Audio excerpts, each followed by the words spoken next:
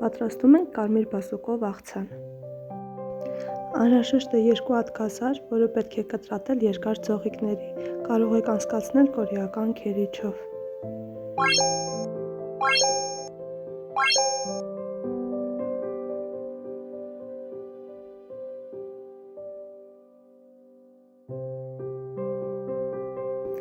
Անհրաժեշտ է 2 միջին չափի կարմիր բասուկ, որը նույնպես պետք է կտրատել ձողիկների կամ անցկացնել կորեական քերիչով։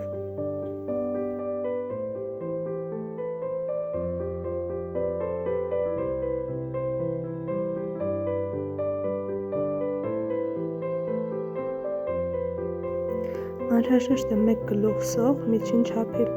որը պետք է կտրատենք կիսալուսնաձև։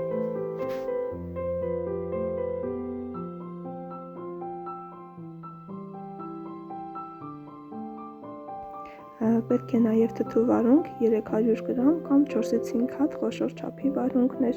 որը պետք է նույնպես կտրատել երկար ձողիկների։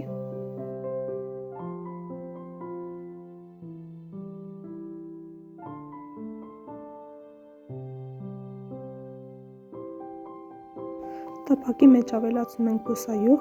և նախօրոք կտրատված սոխը տապակում այդ բուսայուղի մեջ, մինչ ոսկեգույն դառնալը։ Սոխը ոսկեգույն դառնալուց հետո հանում ենք և հաջորդաբար տապակում ենք կասարը։ Կասարը ավելացնելուց հետո համեմում ենք այն աղով,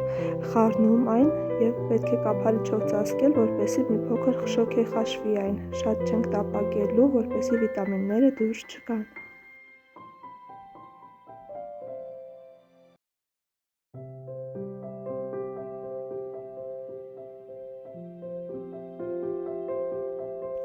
Տապակվելուց հետո հանում ենք կասարները առանձին ամանի մեջ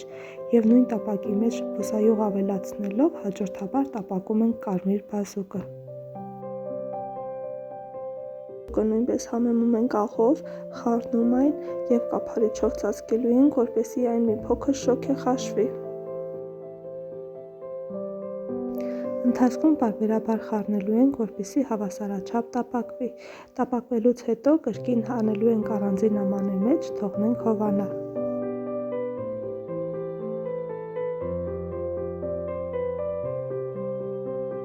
Այնուհետև տապակում ենք բուլղարական գունավոր պղպեղները, ինձ մոտ սառեցված պղպեղներ էին, որը նույնպես համեմում ենք աղով և կափարիչով ծածկում։ Ես վերցրել եմ 2 պղպեղ կարմիր և կանաչ գույների։ Տապակվելուց հետո պղպեղները հանում ենք առանձին ամանի մեջ, որպեսզի հովանա։ Առանձին ամանի մեջ բոլոր բաղադրիչները միացնում ենք իրար։ Այնուհետև ավելացնում եմ նաև կանաչ ոլոր 300 գրամ և մյուս տապակած բաղադրիչները։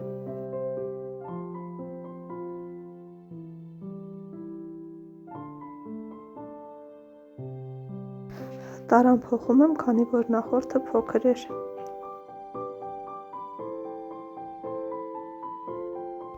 Համեմունքներից ավելացնում եմ սև պղպեղ։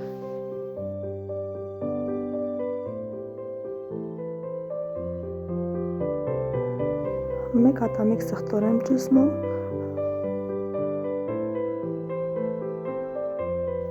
Նախօրոք ավելացրել եմ նաև կտրատած կանաչի։ Բուսայուղ ավելացնելու կարիք չկա, քանի որ բաղադրիչները տապակված են բուսայուղով։ Խառնում ենք այն և վերջ պատրաստ է մեր համեղ աղցանը։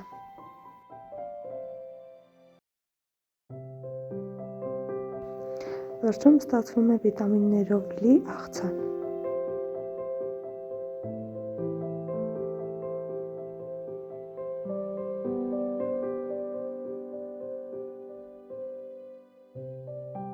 Աղցանին ավելի գեղեցիկ տեսք տալու համար ավելացրել եմ նաև քունջուտ։